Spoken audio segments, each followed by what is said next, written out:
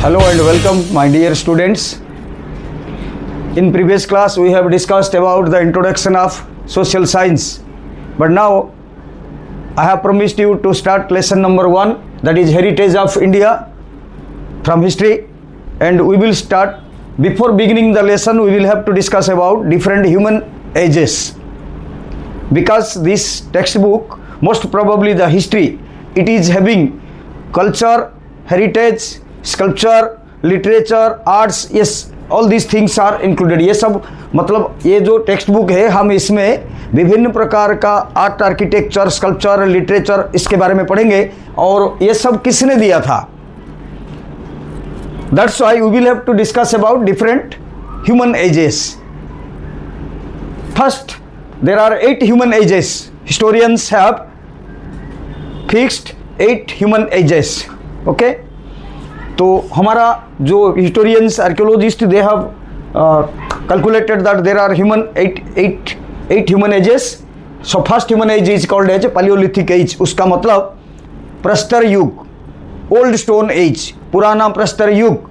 In this age man for the first time took birth in the soil of earth. इसको बोलते हैं paleolithic age, जो human age में आदमी पहले बार जन्म लिया धरती पर. Mean time human brain was not so developed.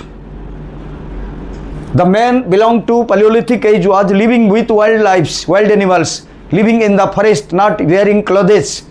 They were living their life by eating raw flesh of animals and body part of plants. बराबर. सो आदमी जब जंगल में रहता था पैलियोलिथिक एज में, पशुओं के साथ जानवर जैसे जिंदगी जीता था. बराबर. So mean time human brain was not so developed. The Paleolithic age was succeeded by Neolithic age, जिसको बोलते हैं new stone as.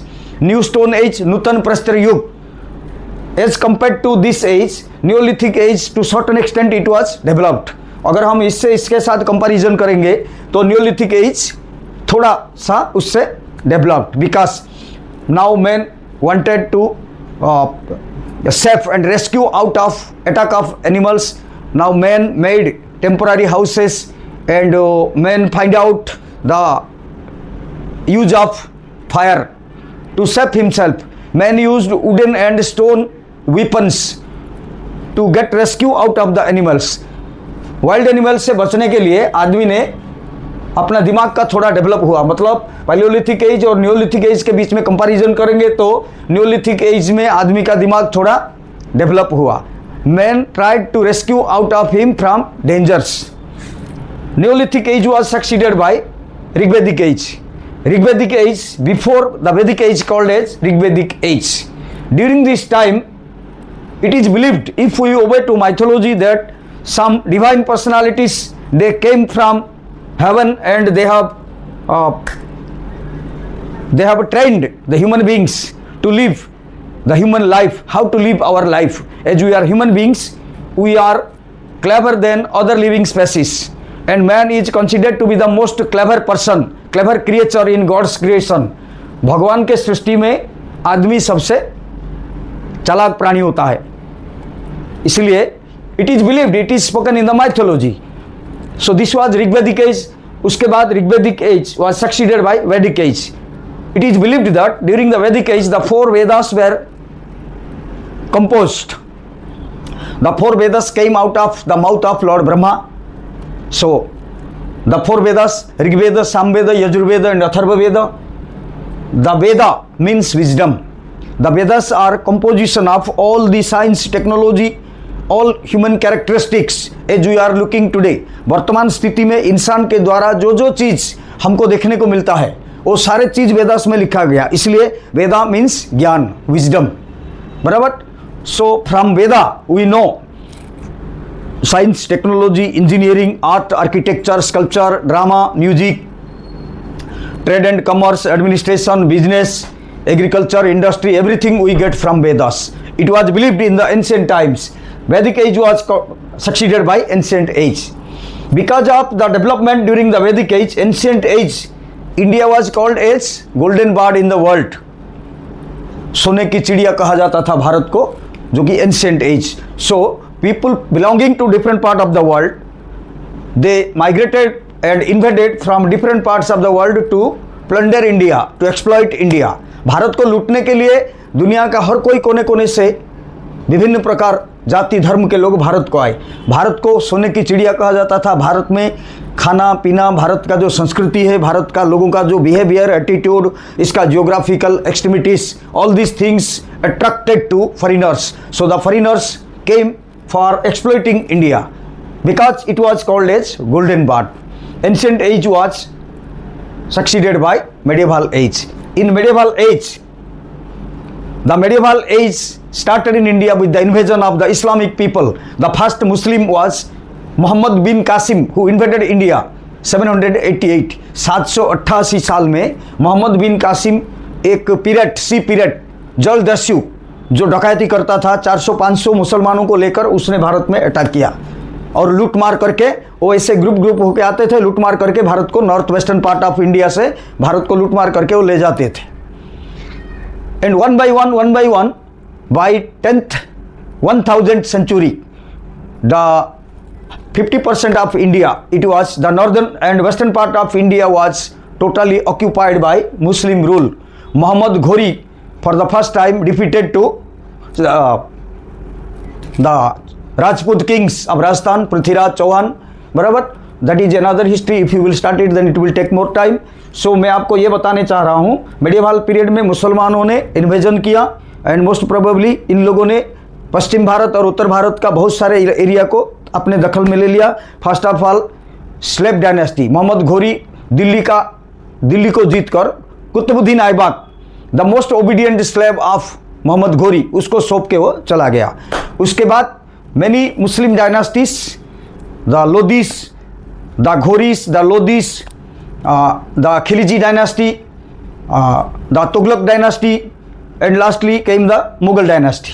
So Mughal dynasty, in this way the medieval period continued from 1000 AD up to 1757. Muslim शासन चला. So the Mughal dynasty was the most powerful and extensive dynasty in which ruled over Delhi. ये एक विस्तृत राजवंश है Mughal dynasty, जो कि बहुत दिन तक भारत में शासन किया. And the medieval period was succeeded by the modern period, modern age. Modern age started in India with the arrival of the East India trading companies from Europe. So there is a story why Europeans came. India was of having a great deal of things like muslin, cotton, silk, honey, spice, indigos, different type of forest product for which it was highly demanded in European market. So the Europeans, they continually came to India.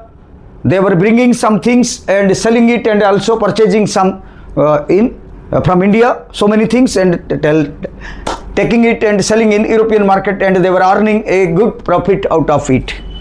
So slowly and tactfully the Europeans,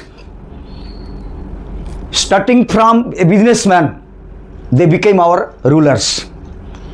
So they have adopted the policy of divide and rule in India, and they have occupied entire India by adopting different type of crude policies. They have exploited India, and in this way the Europeans, the British government ruled over India starting from 1864 to 1947 or 1757 and 1764. Within this time, the Battle of Buxar and Battle of Plassey. First the Battle of Plassey was started and then the Battle of Buxar was started. Within this period, ये लोगों ने complete Bharat को धीरे धीरे करके complete India, by 1857 complete India was consolidated under the British, and thus modern age was succeeded by extremely modern age. In 1947 India got its independence and we became to rule over India, and India was ruled by Indians and by their own constitution. Okay, so this is about, so we have started from Paleolithic age, and the last one, first is Paleolithic age, the journey of man from Paleolithic age to extremely modern age.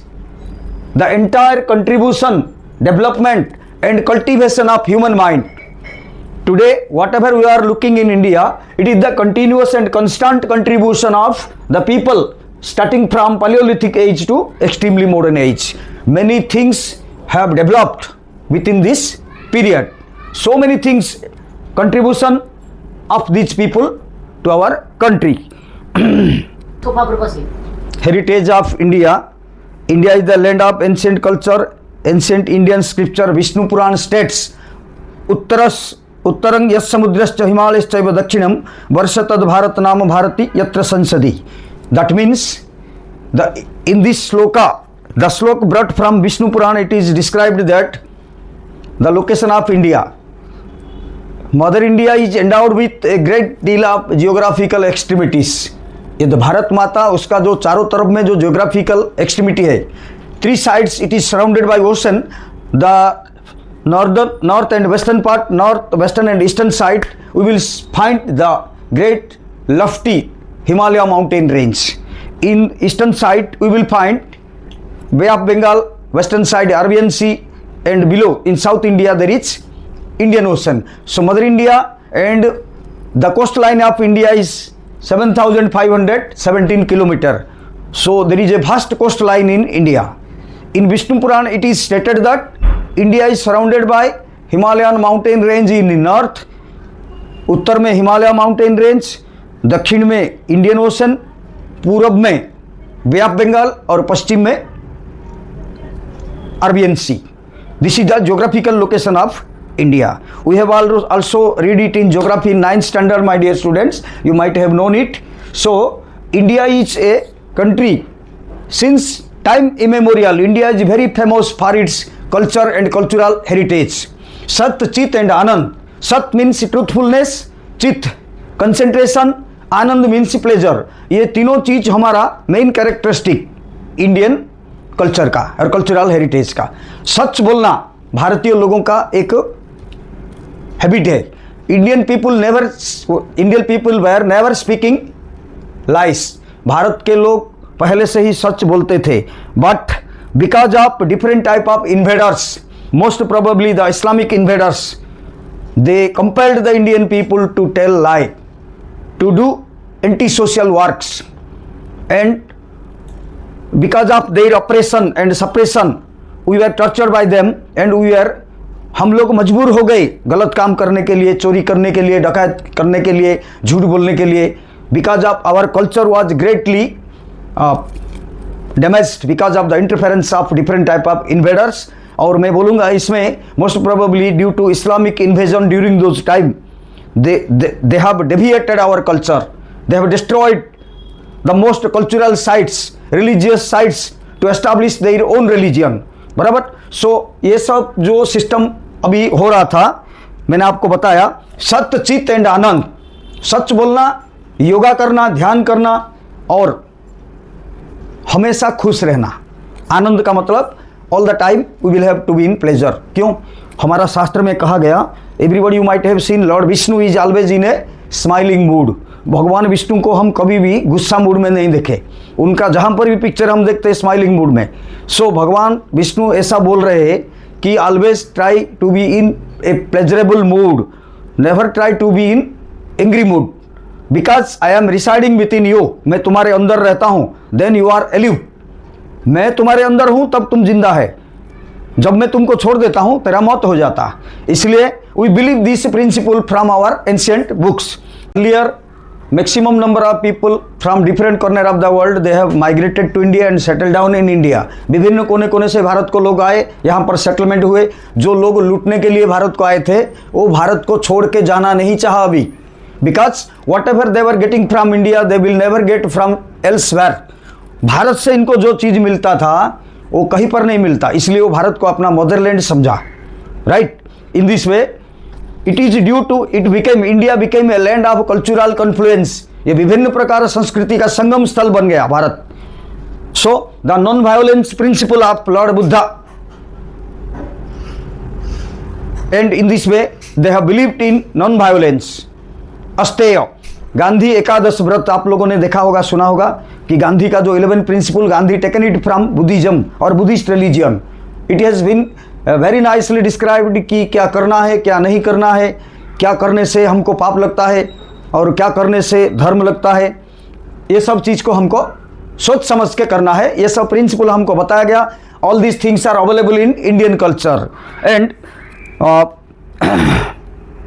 innumerable scholar, thinker, artist, artisan, sage, scientist and historian have contributed to the growth and development of our culture.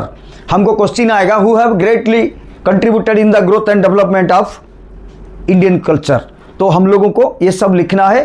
innumerable scholars, thinker, artist, artisan, sages, saint, scientist, historian, they have contributed to informing our culture and cultural heritage. उसके बाद come to the point, meaning of culture.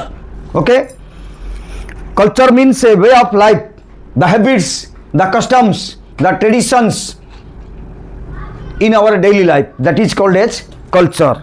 Cultural, it can say that culture is the total of habit, values, custom, tradition and ideals leading humans to the highest level. ये जो संस्कृति, हमारा commitment, हमारा behaviour, हमारा attitude, हम किस तरह व्यवहार करते, वो सब चीज़ कल्चर होता है।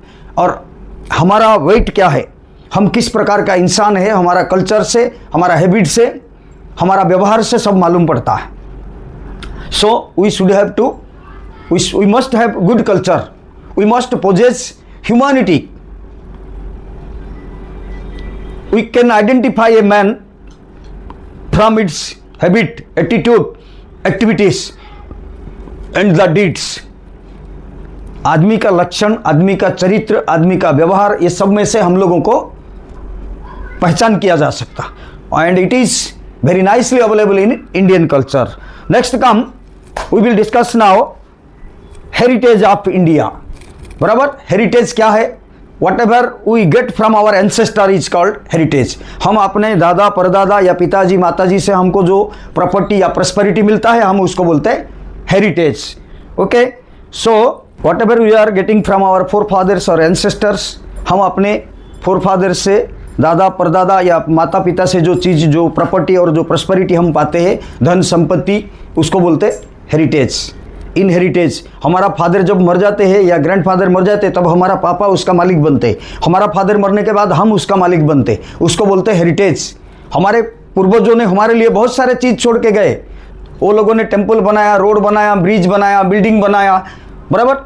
Science, technology, electricity, engineering, literature, architecture, art, agriculture, industry, बहुत सारे चीज़ हमको बना के दे के गया। वो सब हेरिटेज है हमारे लिए।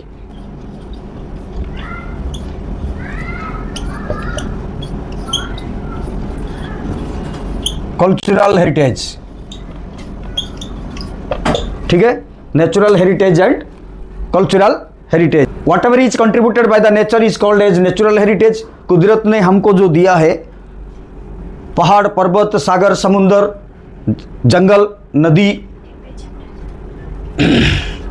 insects, birds, animals, rivers, planets, stars, asteroids, all these things are contributed by the nature.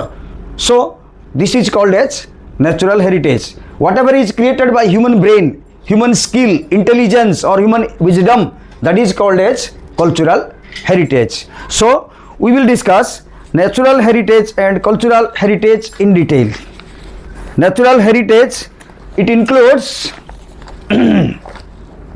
the features like mountain, forest, desert, river, stream, sea, trees, plant, creeper, flower, leaves, insects, varied landscape, wide range of mineral, vegetation, plant, animals. We are the children of nature. So those things just I have read, these are the contribution of the nature. Nature have provided a great deal of things for us because we are the children of nature. कुदरत ने हमको बनाया, इसलिए जब कुदरत ने हमको बनाया, जैसे माँ बाप हमको जन्म देते हैं, हमारा केयर लेते हैं, हमको खाने पीने पहनने देते, तो नेचर भी हमारे लिए वो सब अरेंजमेंट कर चुका है। डिफरेंट वैरायटी ऑफ अनाज, pulses, fruits, vegetable, climatic changes, seasonal changes, धूप भी मिलता है, मूनलाइट भी मिलता, सनलाइट भी मिलता, ऑक्सीजन मिलता, बराबर। एक विभिन्न प्रकार का खाद्य शस्य हमारे लिए कुदरत में अवेलेबल है। और अगर हम बीमार पड़ेंगे उसके लिए भी medicinal plants and entertainment, comfortable life maintain करने के लिए भी सब प्रकार व्यवस्था नेचर ने हमारे लिए कर चुका है. So we are very much thankful to nature because we are the children of nature and mother earth have given a great deal of things to the mankind. Okay, so this is natural heritage, that we are proud of nature, that we are son of the nature. Nature poetic feelings भी देता है, बराबर. Nature is also providing us poetic feelings during I will tell you the example of our close relationship with our stories of Panchatantra, Jatak tale, Buddhist religion. Our classical folk music and several ragas are based on Prahar. Ayurveda, Unani, nature cure are totally based on nature.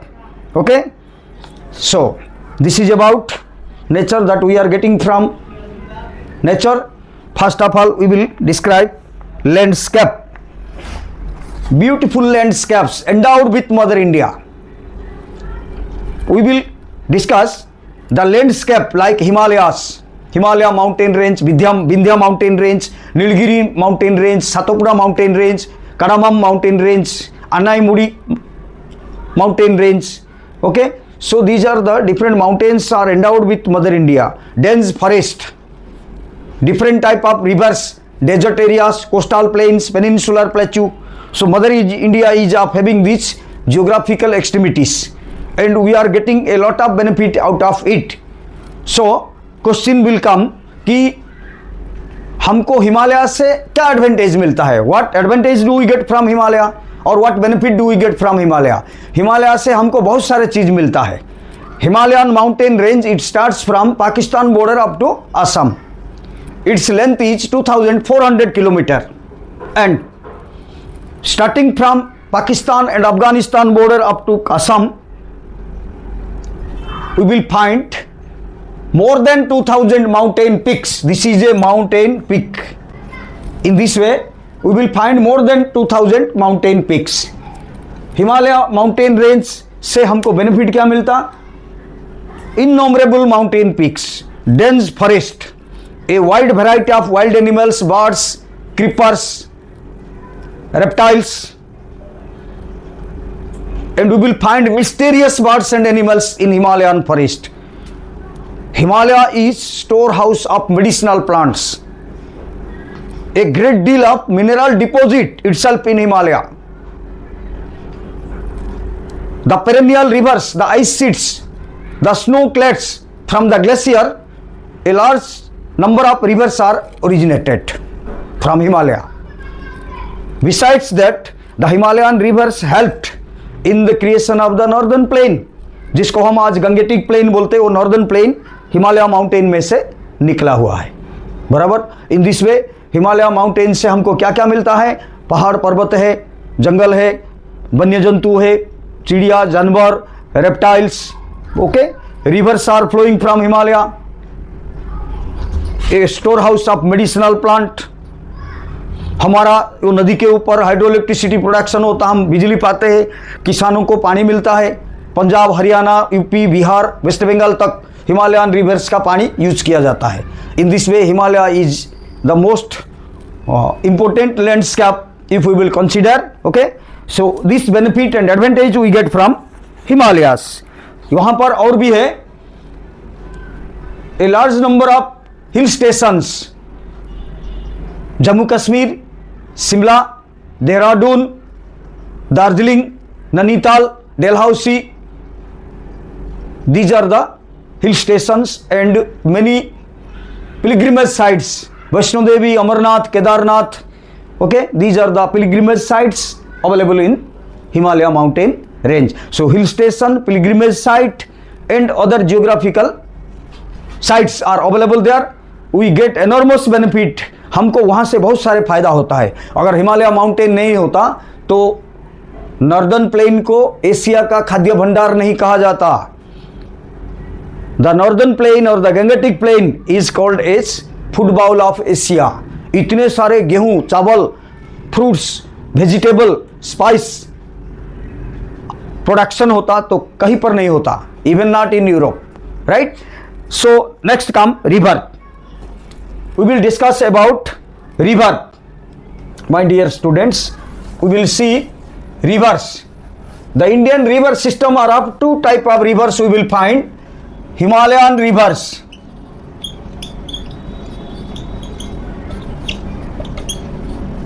Himalayan river दो भाग में बांटा गया, north eastern Himalayan river, north eastern Himalayan river, north western Himalayan river.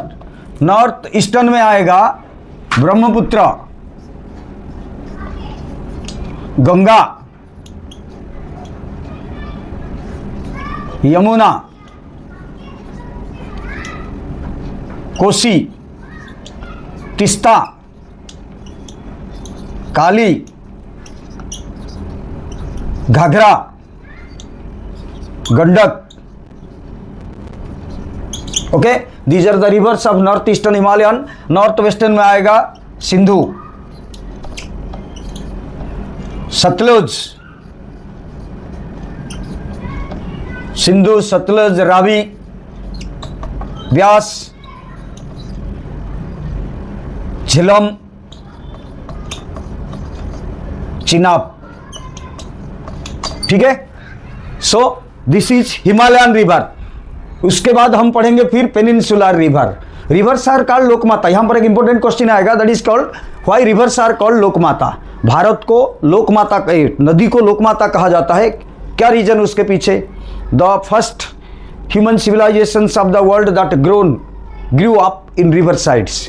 Rivers provide water to us for all of our activities. आदमी पहले पहाड़ में, जंगल में, पेड़ के शाखा में, गुफा में रहता था, लेकिन आदमी को कंटिन्यूअसली जब पानी की ज़रूरत पड़ता था तो वो नदी के साइड में बहुत दूर से आता था। कभी कभी आदमी महसूस किया कि आदमी मर भी जाता था रास्ता में due to lack of water. इसलिए आदमी ये बेहतर समझा कि अगर हम लोगों ने नदी के आजू बाजू में मकान बना के रहेंगे तो it will be better to live our life. इसलिए all big and great human civilisations those were originated beside the river side और the basin area of the rivers. किसी भी नदी के बेसिन एरिया में, अववाहिका में ह्यूमन सिविलाइजेशन ग्रो किया due to this reason only. Okay, इसलिए रिवर्स आर कॉल्ड लोकमाता। River water is utilised for irrigation, domestic use. बराबर, घर में हमारा क्या क्या चीज़ में पानी यूज किया जाता है। हम सुबह जब उठते पहले पानी के पास जाते, ब्रश करते, लेटिन में, बाथरूम में, और वो नहाने में, खाना बनाने में, कपड़ा धोने में, झाड़ू पोछा करने में। These are all called as domestic use. Industrial use, जहाँ पर कारखाना होता है, फैक्ट्री एरिया होता है, वहाँ पर पानी की most important requirement is water. Bharat का 60% से ज़्यादा वाटर इरिगेशन में यूज होता। तो मैंने आपको क्या बोला?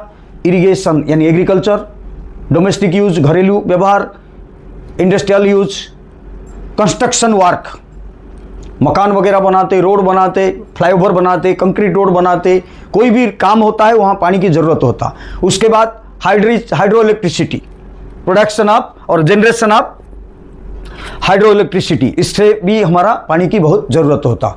और सबसे फर्स्ट इंपॉर्टेंट यूज आदमी पानी से किया था जर्निंग, ट्रांसपोर्टिंग। पानी में ट्रांसपोर्ट भी किया जाता है।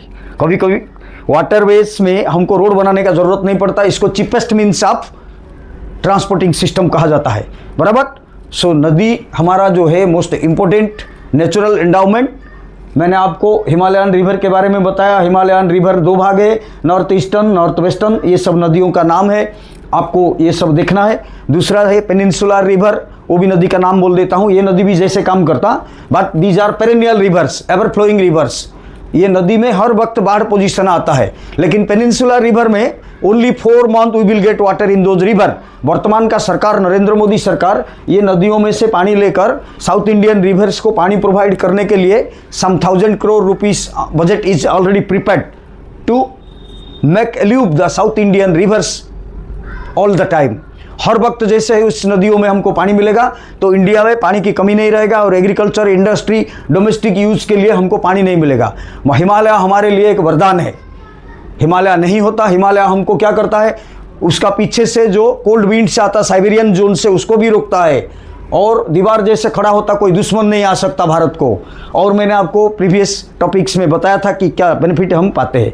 अभी ये गया रिवर, रिवर के बाद आ जाएगा हमारा वेजिटेशन। वेजिटेशन का मतलब plants, different type of plants. क्या है ऐसे प्लांट हमारा? ओके, अभी मैं आपको बताऊंगा प्लांट्स क्या क्या है हमारा। वेजिटेशन से हमको क्या बेनिफिट, मुनाफा मिलता है, इसके बारे में बताऊंगा। देखो vegetation, vegetation includes cereals, pulses, oil seeds, sugarcane, vegetable, fruits, cotton, jute, tea, coffee. ऐसे हम लिखते जाएंगे तो बहुत लिखेंगे, लेकिन मैं आपको for example these are the cereal, अनाज, rice, wheat, jowar, bajra, maize, millet, oats, barley and ragi. ऐसे 8-10 प्रकार का अनाज जो भारत में होता है। इसके अलावा और कोई अनाज है ही नहीं, मैंने जितना बोला। क्या है? Wheat, rice, jowar, bajra, maize, millet, ragi, oats and barley, these are called as cereals, यानी ग्रेन, फूड ग्रेन। उसके बाद pulses, pulses we get from also vegetation, urad, tuvar, moong, masoor, peas, beans, grams, ये सब दाल जात का, कठोर जात का पदार्थ है। Oil seed, mustard oil, coconut oil, till oil, sunflower oil, groundnut oil, palm oil, rice में से भी, मेज में से भी, और वेजिटेबल से में भी, और ओलिव ऑयल, विभिन्न प्रकार सोर्स होता है ऑयल जो खाने का, एडिबल ऑयल बोलते हैं, edible oil. Sugar cane, sugar मिलता है। वेजिटेबल, 100 प्रकार का वेजिटेबल मार्केट अगर हम जाएंगे तो देखेंगे। फ्रूट्स, फ्रूट मार्केट में आप जाओगे कितने प्रकार फ्रूट, वो भी वेजिटेशन देता है। कॉटन भी मिलता है, जूट भी मिलता है, T, coffee, spice, medicine, flowers, perfumes, all these things we get, no need to write, you just read the textbook, you can get knowledge about it. So these are the vegetation that we are getting from nature. Barabar? Next we will discuss about wildlife. Since ancient time Indians believe in wildlife. Many ancient rulers, they have brought different variety of act, because in previous time maximum number of wildlife are hunted by the hunters. So for restriction of the hunter, government of India, since the ancient time there was restriction for hunting. You will find lion, tiger, rhinoceros and elephant, these 4 animal दुनिया में Africa और India, ये दोनों country छोड़ने के बाद कहीं पर एक जगह पर ये चारों एनिमल देखने को नहीं मिलता। क्या क्या? Royal Bengal tiger, lion, rhinoceros and elephant. There are also other, many other, cobra, ajgar, python, these are the different variety of reptiles, crocodile, bear, monkey, deer, musk deer, whatever different variety of birds are also available. It is believed that some animals are used as vehicle for the gods and goddess. जैसे कि भगवान शिव जी का वाहन bull, सांड, peacock for lord Kartik, tiger for mother goddess Durga, lion for mother goddess Parvati, and Garuda, eagle for Lord Vishnu, and rat for Lord Ganesh. So in this way ये सब हमारा, ये सब करने का some educationist are of opinion that, कितने लोग शिक्षाविद ये कहते हैं कि हम लोग को देवताओं के साथ एनिमल्स को जोड़ के रखने का कारण ये है कि लोग उसको शिकार नहीं करेंगे। इसलिए पुराना ज़माने में से ये सिस्टम हमारा देश में चलते आ रहा है। And in this way my dear friends, we have already discussed about natural heritage completely. Okay, we have discussed natural heritage completely. In the next period we will discuss cultural heritage. Okay, so आप लोगों को मेरा request है, मैं पहले my dear friends, I am starting my YouTube channel, so please इसको view बढ़ाना है और सब्सक्राइब करना है, सेंड भी करना है और सपोर्ट करना है। Okay, thank you.